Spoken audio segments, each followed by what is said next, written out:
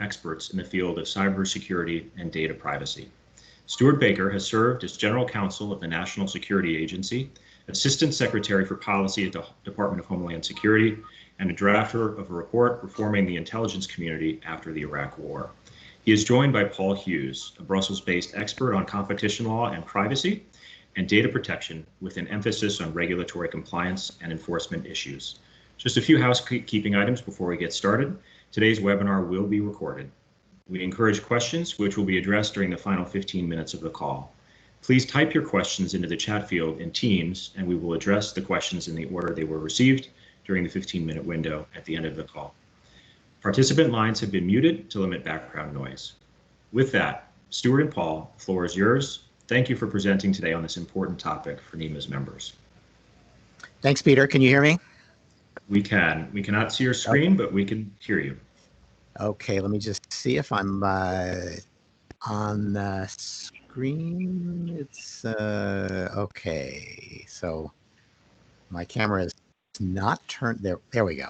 Okay. My apologies. I was almost into share screen mode, and it was determined to get me there no matter what I actually wanted to show you. So I'm Stuart Baker.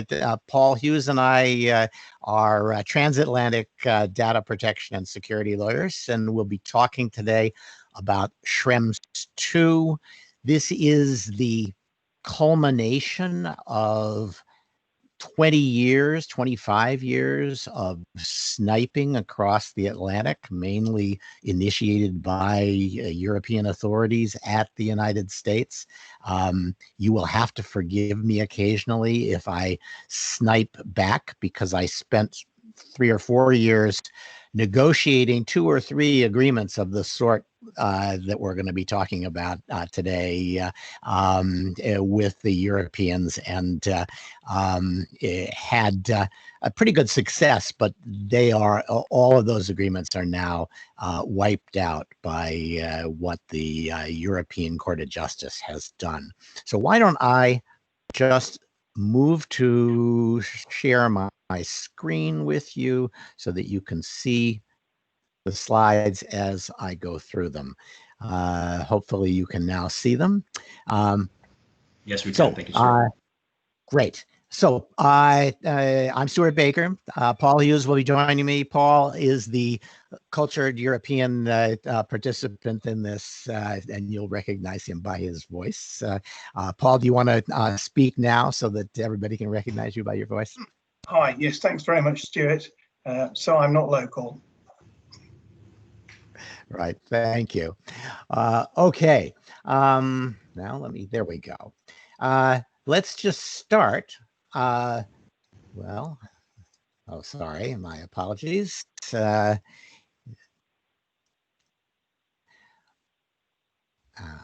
dear, okay. All right, let's begin with the Schrems decision itself, what the Court of Justice decided. It's pretty straightforward at some level. It decided that U.S. law is not adequate, and therefore Privacy Shield is invalid. But to understand that more generally, it helps to have the background that the European law on data protection has been driven at least since the 90s by the notion that European data protection rules apply in Europe, but a different law may apply outside of Europe. And if the data is moved to a jurisdiction that doesn't provide similar protections, then all of the effort by the Europeans to protect their citizens is wiped out by the move of the data.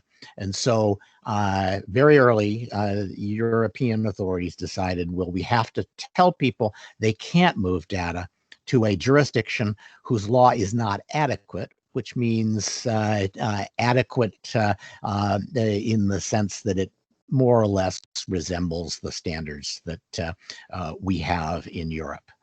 That was not completely uncontroversial, but it was something that most people who move data around could live with, because you could always say, when I move the data to India or Europe or wherever, I will protect it in the same way that I protect it inside Europe. I will not sell it. I will not use it for advertising purposes. I won't engage in other misuses of the data, even though local law might permit me to do that. And that was pretty much the understanding, is that it was an adequate law is one that regulated private behavior appropriately, and you could supplement existing law by offering a binding promise to do what European law requires. But in the Schrems decision and the Schrems II decision, the European Court of Justice expanded the notion of adequacy to say, well, wait a minute, if you move data about a European to the United States, and then then U.S. law enforcement or U.S. national security authorities tell the company that has moved it, well, it's now governed by our law, and we're going to demand that you produce it for no reason or for no good reason or without all the safeguards that Europeans are used to with respect to their data being taken by government. That can't be adequate either. And so it became more fashionable to say we think that the U.S. May have an adequacy problem, not just with respect to regulating private behavior, but with respect to how it regulates its law enforcement and national security agencies. That is essentially what the European Court of Justice has said. They have said, we are now deciding that to be adequate, you must, the jurisdiction to which the data is moved must provide certain kinds of safeguards with respect to law enforcement and, well, mainly national security access to the data. The formal ruling was that U.S. surveillance law is not strictly necessary, is not proportional in the way it decides who can be subject to surveillance and under what conditions. They had a second problem with U.S. law, which is that U.S. law has a lot of protections for Americans and very few protections for non-Americans whose data may be the subject of considerable intelligence interest. And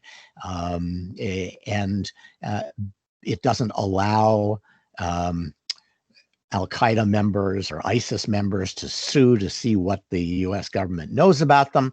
And the fact that there isn't a standard form of judicial redress for Europeans was viewed as a second and independent ground of inadequacy.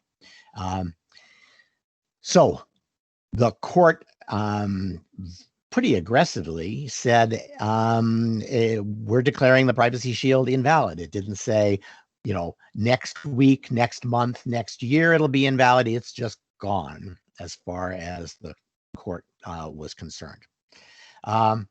They had a second ruling, which was whether somebody could rely on the standard corporate clauses, which are a set of clauses, as most people know, that act as a kind of Privacy Shield-like set of promises about how the data is going to be handled. But it does not say anything about what law enforcement or national security access to the data is going to be, because private companies can't make rules that govern the governments that oversee them. So you would have thought there was a problem with the standard corporate clauses, but the court was unwilling to strike them down. Maybe they thought that would be a bigger deal and would hit jurisdictions other than the United States. They said, well, there is this provision in the standard corporate clauses that says that whoever is getting the data has to ensure adequate protection for the personal data. We're going to rely on the fact that that is an obligation, which means that whoever gets the data has to make sure that the data is protected from inadequate surveillance law in the United States. I'm just going to pick the United States because it's so clearly only focused on that. And if you can't do that, you have to have some additional safeguard, or you've got to stop doing the transfer. And the court said, we're not going to tell you what additional safeguards are. We're not going to get into that. But since that possibility exists, we're not going to strike down the corporate clauses.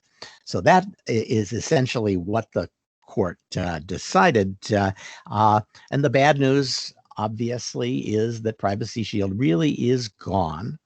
If you are relying on the Privacy Shield, you basically have published a kick me sign and put it in the Federal Register, because your name is now listed as relying for compliance with European law on a protection that has been wiped out.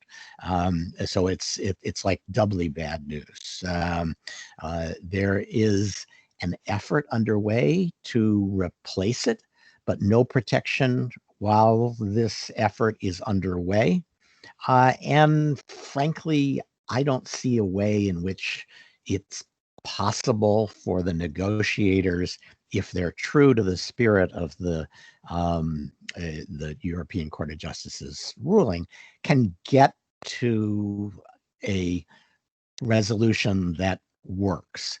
The reason for that is that what the European Court of Justice asked for in terms of changes that would have to be made to US law are really pretty staggeringly large, and there is not much inclination on the part of US intelligence agencies to completely rewrite their law to make the European Court of Justice happy, or even to protect US companies. That may change, but that's my quick reading from talking to some of them so far. We talked a little bit about the fact that there was a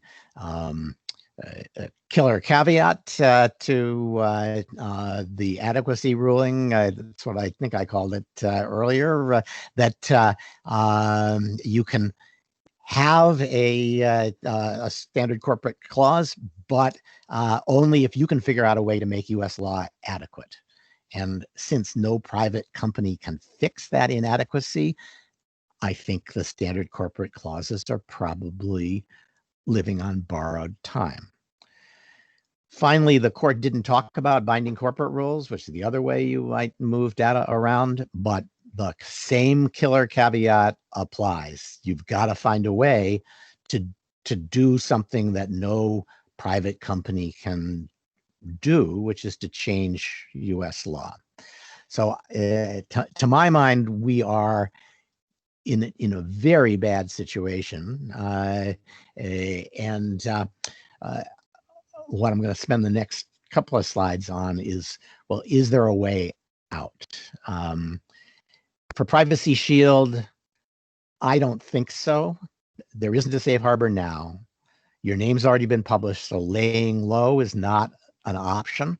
US negotiations have begun, but the Court of Justice decision doesn't leave the EU much room to offer anything that the US would want, and the US is still pretty committed to fighting fighting terrorism, and they think that the European Court of Justice has asked the US to do things that will hurt our counterterrorism capabilities and will hurt European counterterrorism capabilities as well, kind of ironically. But so there is not much enthusiasm for making changes to satisfy the Court of Justice.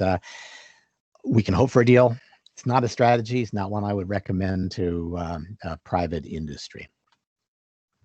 Standard clauses, we talked a little bit about this, the idea that you have to certify that you don't have any reason to believe that US law prevents us from fulfilling our obligations. That is, that essentially the US law, despite its weaknesses, is not going to prevent the recipient from doing everything that the European Court of Justice wants it to do. And if US law changes in a way that changes that, you have to tell your data protection authority. I want to talk a little bit later about, here, I'll get to it now. What is this? Is there a way to use the court's kind of waffling on how you might protect yourself under the standard corporate clauses? And I think the answer is yes, there is. I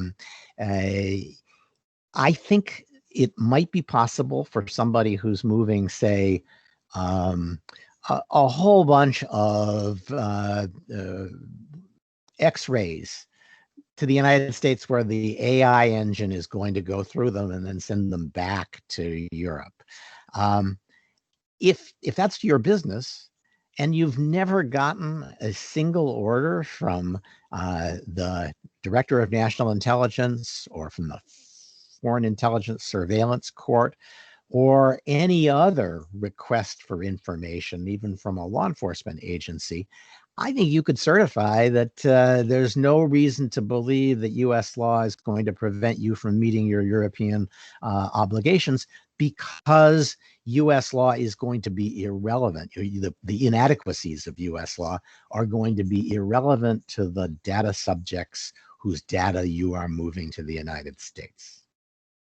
So that's a surprisingly large potential loophole for companies, because there are companies that get orders to produce data every day from the intelligence agencies, but you could probably count them on the fingers of both hands.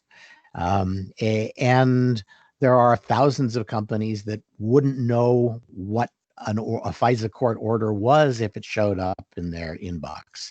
And those companies may well be able to say US law might be inadequate, but it's also irrelevant, and therefore I can continue to rely on the standard contractual clauses. Now, I think a lot of people are going to be tempted to kind of say, well, how close can I go? I haven't had one recently, so maybe I'll just say, I think it's irrelevant, and it's going to be irrelevant until I get one. And I think you might be able to do that, but as soon as you get an order, you could find yourself getting an order that says you may not tell anyone that you've received this order. It's subject to classified information laws, or at least a statutory obligation of silence. And we just saw earlier, you have an obligation to disclose to your DPA if something changes in US law that makes it hard for you to provide the assurance that you provided at the outset. That seems to me to be a pretty serious problem. The US gag order, if you obey the US gag order, maybe nothing bad happens. The European Data Protection Authority never asks, and you're in violation of European law, but no one has figured it out, and no one is proposing to punish you. And if they do propose to punish you, you have the argument that says we had to acknowledge and obey US law as well. You should have a fight with the United States, not with us. Please don't impose sanctions on us. That could work. You could appeal to European reluctance to create an international law conflict. But in other circumstances, the US law enforcement authorities have said, that's very nice. You have a privacy obligation with respect to that, say, banking data. We recognize you have that obligation and that you could be punished, but that's not our problem. And your most immediate problem is that we will hold you in contempt if you don't produce the documents. So the US has occasionally been quite willing to force people to choose whether they're going to obey foreign law or US law. And I wouldn't be surprised to see DPAs or European courts take the same approach. Stuart, could I ask a quick question? It's Paul. Yeah. Would it be open without infringing the US gag order for the recipient, the importer of the data in the US, to simply turn around and say, I have to stop processing and not give specifics, but just say, you know, as the Court of Justice expects them to, from this point on, we have to end the processing? Because I mean, at that point, obviously, there would be no reason, there would be no reasonable belief because you're subject to this request. Can you sort of somehow shimmy out of it?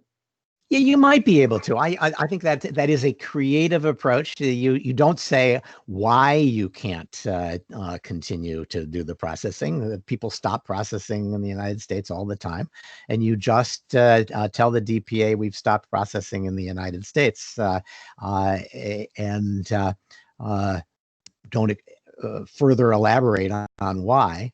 I think that's definitely an approach worth pursuing. It could be pretty disruptive, right? You're counting on being able to continue to move the data.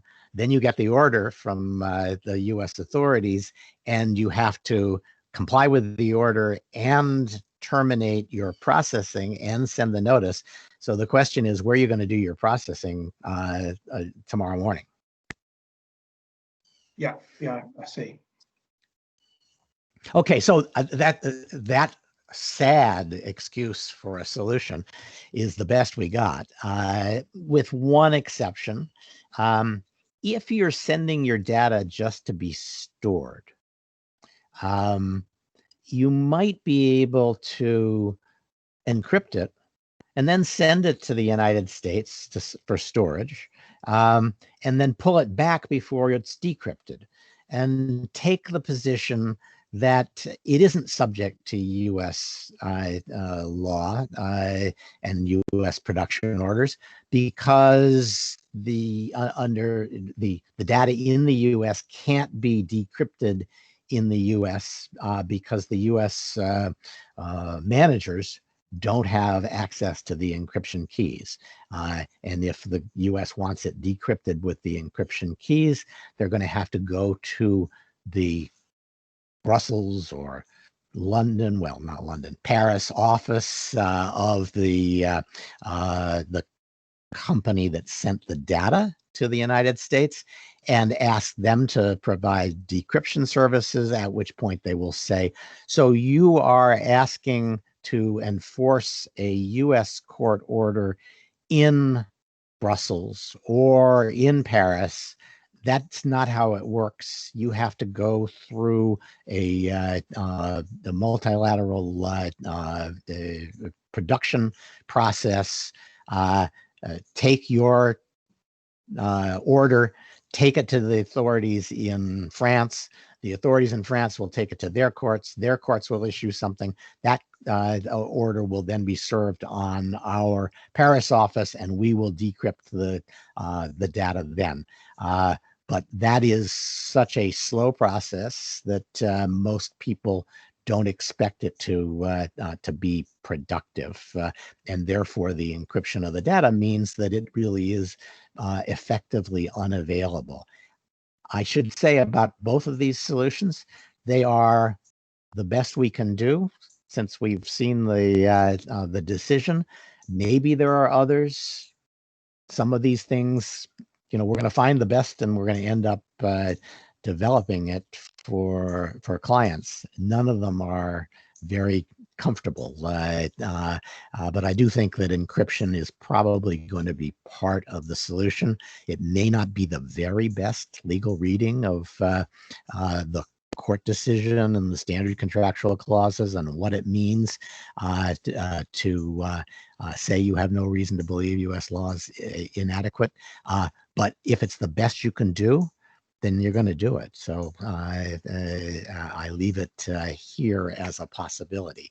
Paul, Stuart, do you want to? Yep. Yeah, just before we move off that slide, if we could just hop back just briefly. Sure. Sorry. Well, we did discuss, I think, the issue of trying to find a friendly forum. So maybe going to an EU member state where the DPA is more sort of slow motion than fast action. You're quite right. I think we had planned to talk about that at the very end, but okay. Shall we leave it? Yeah, we'll come to it after we get the binding corporate rules under our belt. Okay. May I ask a question? Sure. With regard to the encryption, I had, followed lightly some of the back and forth with Apple, where the government was trying to secure the decryption codes for phones, and I had understood that Apple had not been successful in that endeavor. No, they were. They were. Okay, I'm sorry. They faced the U.S. government down. They didn't win a legal victory at the end of the day. They won a kind of battle of attrition, and while they were in the middle of the battle of attrition, the FBI hired Cellebrite, I believe, to break the encryption a different way. Thank you. So that does raise an interesting question. Another way in which you could use encryption, you could let the user encrypt the data. If that's your business model, if that's consistent with your business model, and then the user controls the key.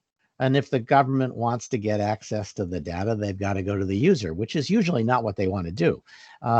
So there are, again, that I can imagine a situation in which you are, let's say, providing cloud storage services for corporate users, and you want to be able to back up data and move it around the world for availability purposes. So you got data centers in 3 different time zones spanning the globe. And somebody says, wait a minute, you've got one in the US. How was that adequate? And you just say, because you as the customer, encrypt the entire piece of data before you give it to us. I never have access to it. I can't respond to an order. Therefore, US law is irrelevant. So I think there are situations where encryption will be a complete solution. It's not the best solution for many of the circumstances where you're moving your own data or customer data around to get the best price on data processing. So let's get to binding corporate rules, and then we'll go back to whatever solutions we think we have beyond the ones we've already talked about. Okay, so binding corporate rules are, well, what they say. They're rules that are generated by corporate groups for use regarding transfers of data as between the corporate group members. It's not a great solution in the sense that standard contractual clauses are relatively cheap to adopt, or they were up until the Schrems II ruling, because standard contractual clauses are laid out in 2 European Commission decisions. You know that you need to include the relevant assurances that Stuart talked about earlier, where the data importer guarantees to safeguard the data that they receive, and the exporter in the EU is under an obligation to extract those warranties from the data importer in the third country. So you can use standard contractual clauses for a range of transactions, or you could, and with parties that weren't necessarily members of your group. So BCRs are a limited mechanism, and they're really only useful inside corporate groups. They're also expensive to adopt because you have to negotiate with your DPA, who has to approve them. And when they're on to the point of approving the BCRs, they have to go to the European Data Protection Board, which is the overarching European supervisor of data protection. And they have to offer an opinion which validates the approval given by the National Data Protection Authority within the EU in the relevant member state. And after Schrems, it's quite possible that DPAs are going to be quite swamped with work dealing with these consequences of the Schrems decision. And they're also going to be wary of adopting a positive or expansive view of BCRs. So BCRs, the binding corporate rules that are generated by the corporate groups, although the court didn't opine, the Court of Justice did not offer an opinion on BCRs, the European Data Protection Board has already expressed an opinion that they're subject to all the difficulties that Stuart's explained.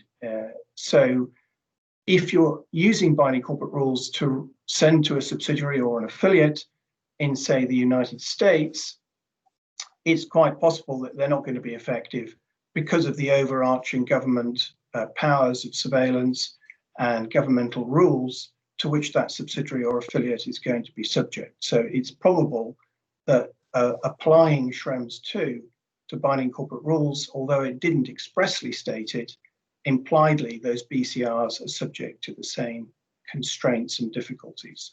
I don't know if you wanted to add to that, Stuart.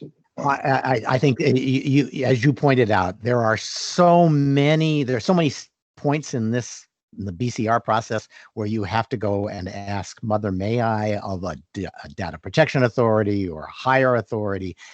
It's inconceivable that someone in that process is not going to ask, and what are you doing about the United States?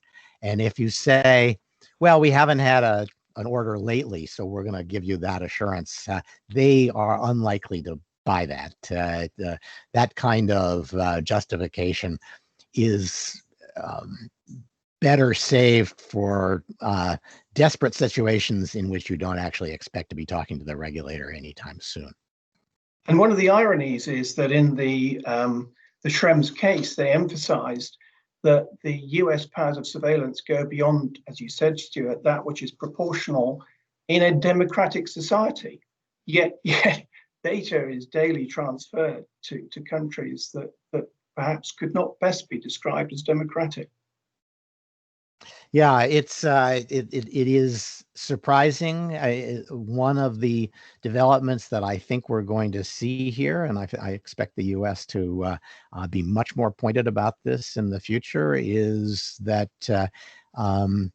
this whole approach to data protection has always been a little shaky under international trade law.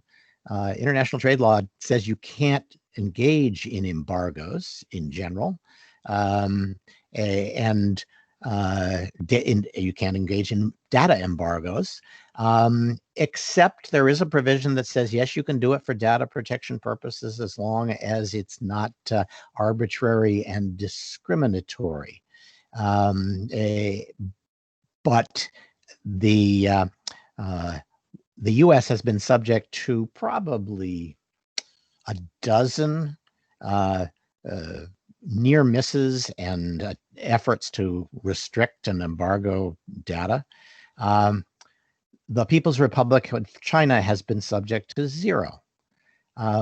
No one could say that the People's Republic of China meets the standards that the European Court of Justice laid out for how to protect human rights in a democracy.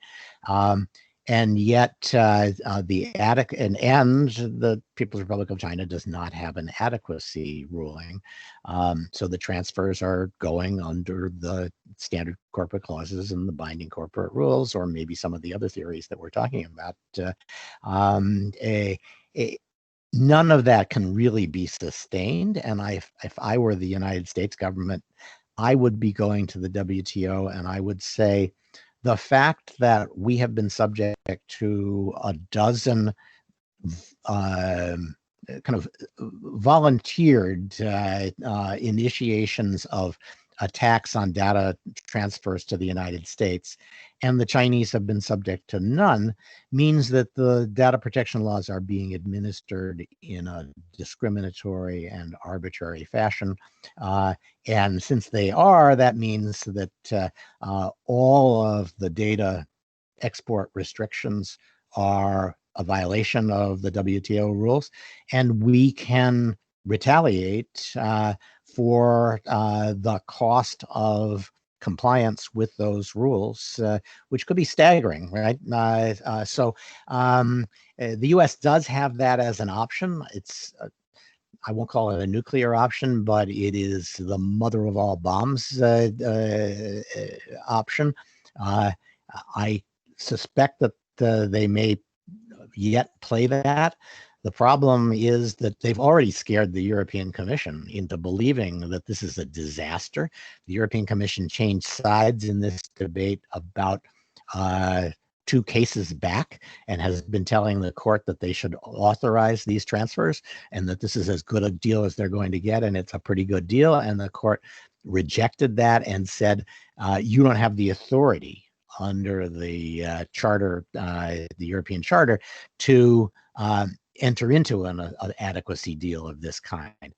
So a fight in which the U.S., China, the European Commission, and the European Court of Justice are all mixed up with the WTO rules, I think ends badly for almost everyone.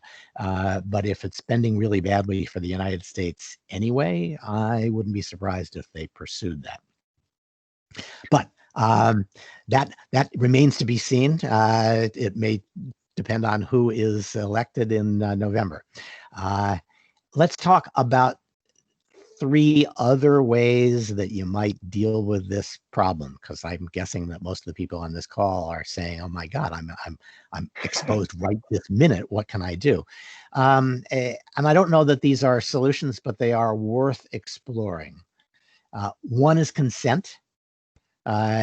People can still consent to send their data to inadequate jurisdictions.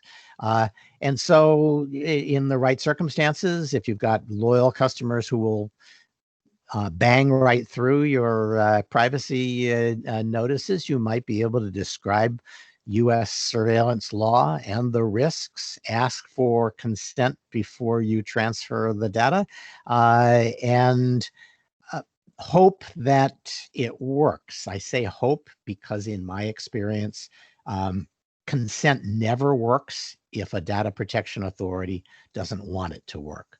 They can always say the consent has to be knowing and voluntary. It's not knowing because you did not describe in enough detail the bad things that can happen under US law. It's not voluntary because there was some little thing that they couldn't get if they didn't consent to the transfer. And those 2 things, I mean, it's unlikely that you're offering exactly the same deal to people who insist that you keep the data in Europe. And it's almost certain that you're not going to write a treatise on US surveillance law. So there's always a way to complain about the knowingness of the consent. I don't tell you that that will happen, but I say that because it means that consent will never be the kind of comfort that Privacy Shield once was. So that's one, and it's definitely worth pursuing, but you have to be in a situation where you can disclose this without losing customers and suffering in the court of public opinion.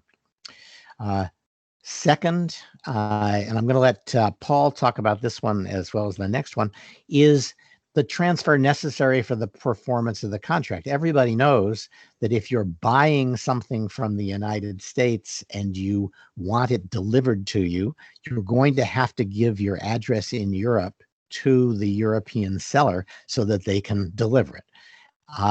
And so the transfer of that personal data to the United States is necessary for the performance of the contract, and it is not restricted, notwithstanding that the authorities could, in the United States, could decide they wanted that information and served a surveillance order. There's a question how far you can push that. Could you say to somebody, and this is kind of a mix of transfer and consent. So we want to sell you data center services in the United States, and we will guarantee to get the information back to you whenever you need it. Well, no one is going to get data center services in the United States in Europe. they're going to, it is necessary for the performance of that particular contract that you are getting the services in the United States. I am not completely convinced that that works, but and that's why I'm going to ask Paul to talk to that and to the DPA point. But it's, again, in a world of bad choices, maybe this is the least bad. What do you think, Paul? Yeah, well, I think you're right, Stuart. So there's guidance from the European authorities that there has to be a close link associated with the contract. So the first example you gave of buying goods from the US and needing to supply necessary data to have that contract performed is a clear case. The European authorities have given the example of HR management or payroll services where you simply choose to have your data subjects, your employees in the European Union, have their HR or payroll administration undertaken in the US. And what the European guidance says is that's a convenience. It's not a necessity. So in that particular example, they say that is really not something where you can use the contractual performance argument. So I think the example you've given is a little grayer than the ones I've given, but there certainly needs to be a close link, and it has to be linked to a service that is more than just a convenience, rather than a service you could have had undertaken in the EU. So it doesn't totally answer the question, but I think it gives a further sort of shade of meaning to it.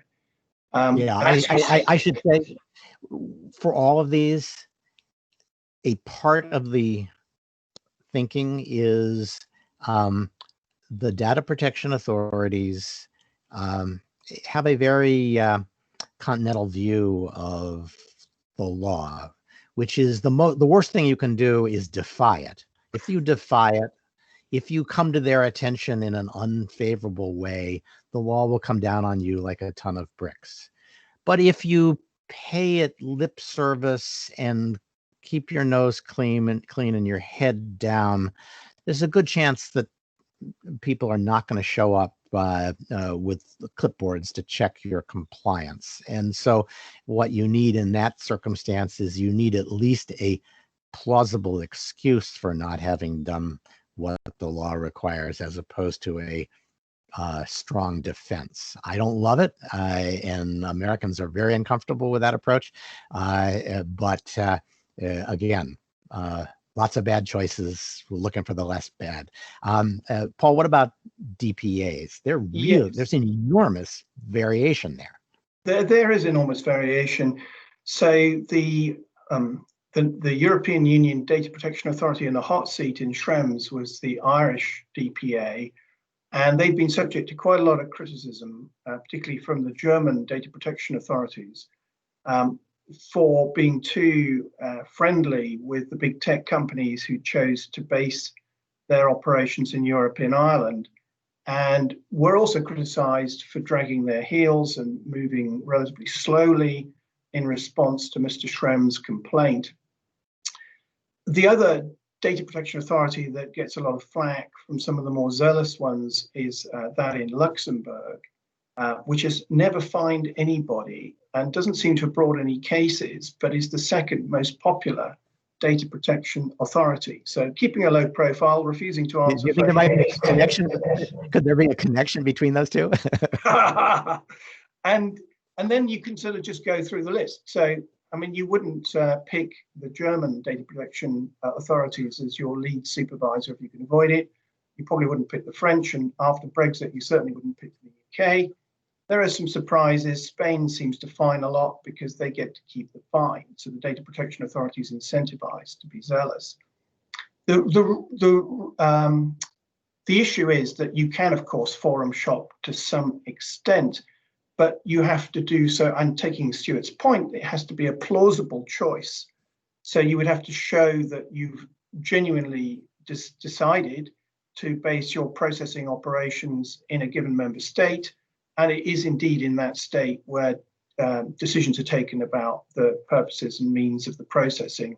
There's a catch, because if you have employees in a given member state, it's hard to drag them along to a new home. So local processing for data subjects such as employees who are clearly focused in a given member state, you can't really rationally argue that their data subject rights should be governed by the laws of, say, I don't know, Lithuania, if you're talking about employees in Germany.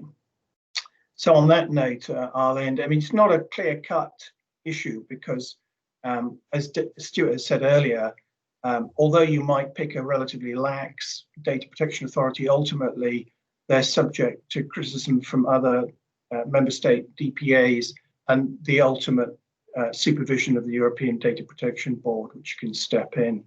But it is, as Stuart said, you know, it's not a perfect world. You're just trying to minimize your risk and diminish your profile and try to avoid being in the crosshairs of the court and activist complainants.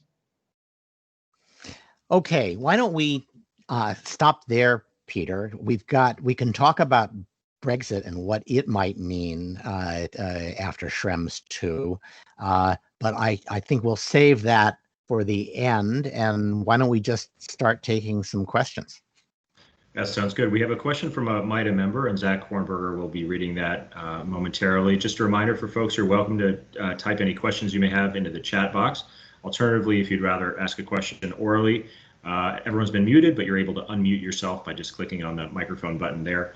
So why don't we turn to Zach for the MITA question, and then we'll see if any other questions come in over the chat, and we'll pause after that question to see if any folks have an oral question. So Zach, over to you. Thanks, Peter. One question to follow up on, you did mention some potential government action potentially at the World Trade Organization, but one question that came in was, do you happen to know of any actions that the U.S. Chamber of Commerce or maybe any other agencies are already taking on this front? The U.S. In Brussels, Stuart, the only thing that AmCham has done is written to the European Commissioner for Justice and to the chairperson of the EDPB and also to the Secretary of the US Department of Commerce, urging them to sort it out. But I'm not aware of any other steps that have come out of, say, AmCham in Brussels. That's right, and in the United States, the same. They've been surprisingly quiet, partly because no one sees a solution here, and Americans are uncomfortable saying the court is wrong. Just ignore the court, and I suspect Europeans the same. But my guess is that that's got to be one of the options. Because the court has just it has made a severe error here with massive economic consequences, and it doesn't understand what it did. For the Americans, I think the court thinks it's engaged in Marbury versus Madison, charting a grand constitutional scheme. But what it's really done here is what the Supreme Court did in Dred Scott, which is to jump into an immensely difficult political issue and help to trigger the Civil War. So I don't think that the court's going to back down, but overriding it is something that may become the only option that's available. And if I could be a little cynical here, I think the other thing that the Court of Justice is doing is trying to preserve its primacy, because the German Constitution elevates data privacy to a very high level, and it's also said it's only prepared to follow the lead of the European Court of Justice to the extent that the Court of Justice in the EU protects matters such as dignity and privacy with the same vigor that the Constitutional Court in Karlsruhe in Germany does. So they're trying to outdo each other, and the Court of Justice doesn't want to be seen as slack on an issue that's of clear critical importance at a constitutional level in Germany. But as you rightly say, that has led to a commercial disaster. So it's a little like being a candidate in a primary for a particular party. If you're in the Democrats, you do not want anybody to get to your left, and so you just keep moving left to make sure nobody can. If you're in the Republican Party, you keep moving right to make sure no one can get to your right. And so the European Court of Justice wants to make sure that it cannot be criticized for failing to aggressively promote data protection, even if the result is a little crazy. That's right. In order to protect its primacy as the ultimate arbiter. Of course. Peter, and more? Or Zach? I don't see any others on chat. Does anyone have a question? Feel free to speak up. If you'd prefer to ask it orally, feel free to unmute yourself and ask your question now. Hi, yes, I have a question. Do you hear me all right? We can. Yep. Thank you. Great, perfect. So I have a question on how Europeans view aggregate data vis-a-vis US views on data. So aggregated data is not considered private health information in the US. And could another possible alternative be the manipulation of data within the EU in such a way that it's aggregated so that you can, in fair practice, transfer that aggregated information over so no individual can be identified, do whatever you need in the US for further analysis, send that back, and kind of, it's indirect, but play some kind of game of ping pong with the data so that you meet the spirit of the law in that way. Stuart, I think this is a little like your encryption, but sort of like a more diluted version. And the definition of personal data is data that can be identified or traced back to a subject, an individual, effectively resident in the EU.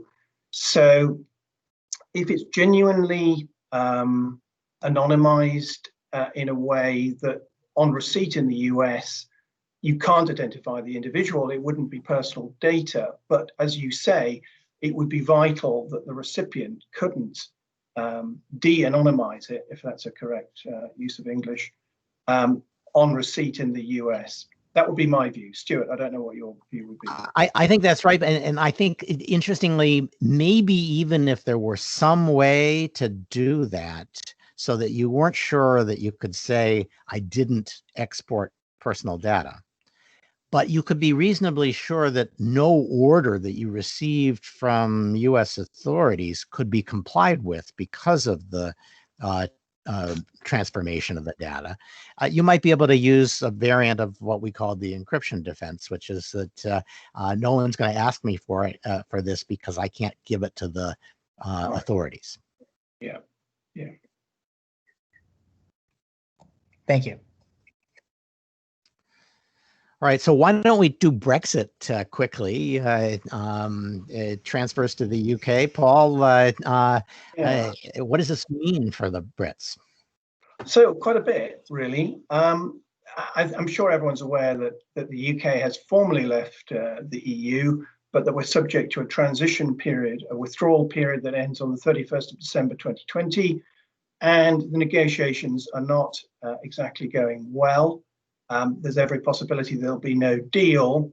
And if there's no deal, the UK can kiss goodbye to any idea of having its data protection regime recognized as adequate. So, Paul, apologies for the interruption. I just saw a couple additional questions came through, so feel free to continue, but we'll want to reserve a time for a couple questions that came through. I'll try not to dwell on this too much. So the UK will become a third country on the 1st of January 2021, and absent an adequacy determination from the European Commission, it will need to, well, it'll be in the same place as the US effectively. So you'll be trying to rely, if you're transferring EU data to the UK, a third country, on all the mechanisms that Stuart's elaborated, consent, contractual necessity, standard contractual clauses, or BCRs, and be subject to all the problems associated with that. For those who are sending data from the UK to the EU, the UK has already said that they will accept transfers out of the UK, so they recognise the EU as having an adequate standard. Stuart, do you want to add a few words here before we pass to the questions? Only if you're wondering what the hypocrisy bonus is, it is the bonus for belonging to the EU, because the Court of Justice expressly said, when somebody said, other countries inside Europe don't meet these standards that you're talking about, said, yeah, but we're not allowed to look at that. So we are only making law for the rest of the world, not for members of the EU. I call that the hypocrisy bonus for belonging. And of course, the UK is losing that bonus. It is also true, I think, that the UK probably has a better shot at modifying its law to meet the Schrems II standards, because they've been nudged in that direction by past litigation. I'm not sure that they can do it comfortably, but they might be able to solve this problem by essentially saying to the Court of Justice, yeah, we'll do it your way. Okay, let's take some questions. The two questions came in through chat. The first one is, what are the options of using multiple layers of contract clause along with consent and encryption? If I have a quick shot at that, Stuart. So yeah.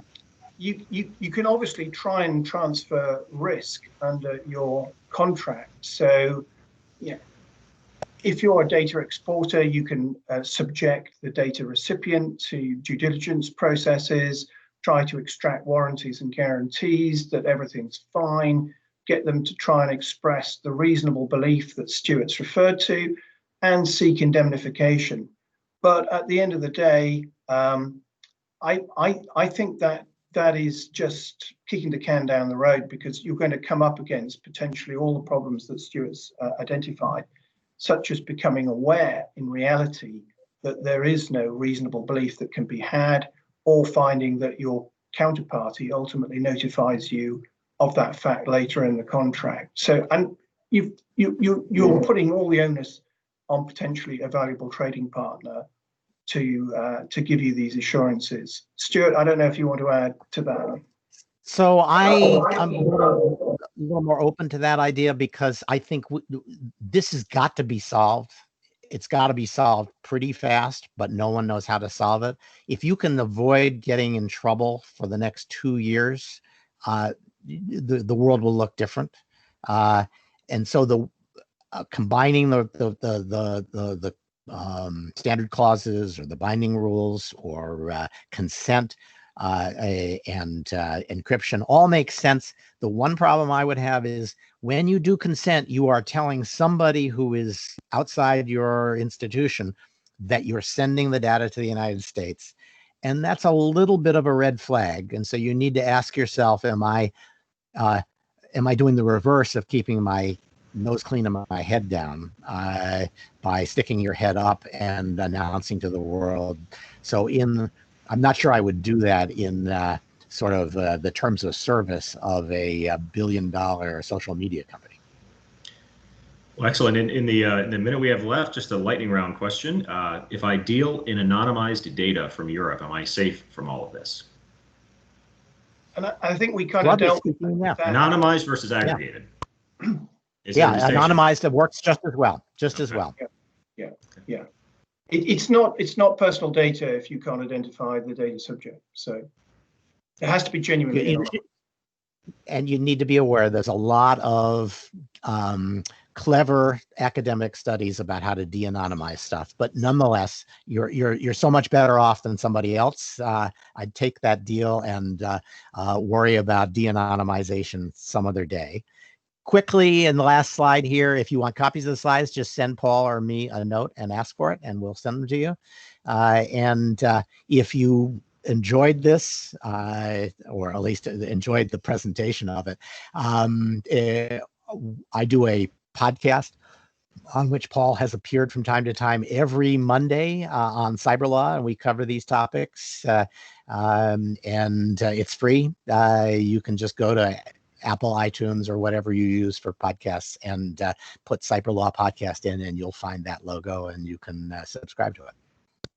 Well, thank you, Stuart and Paul. Just a final note for our members: with the a video recording of this is available upon request. Feel free to reach out to me or to Zach to request a video recording for any members of your team who weren't able to make this and who'd be interested, in addition to being able to get the slides directly from Stuart. And with that, thank you to Stuart and Paul for a fantastic presentation, and thank you for all the members that called in today for this virtual meeting. Feel free to reach out to Zach or I with any additional questions, and thanks again, and hope you all enjoy the rest of your day. Thank you.